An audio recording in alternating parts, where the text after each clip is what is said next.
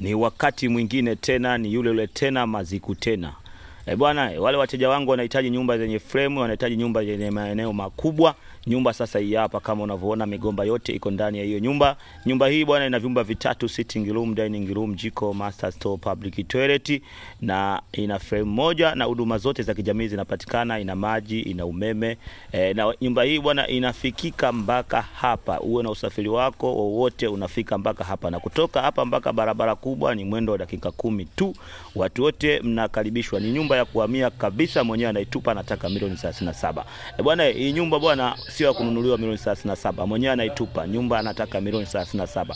Kwa wale wenye kuhitaji nyumba za milioni 37 na kuendelea, nyumba hii hapa sio kuikosa. Ipo kwenye mtaa mzuri kabisa. Nyumba na eneo kubwa, square mita 400, na kiwanja chake kimetimia kabisa, kina mita 20 kwa 20. Watu wote mnakaribishwa.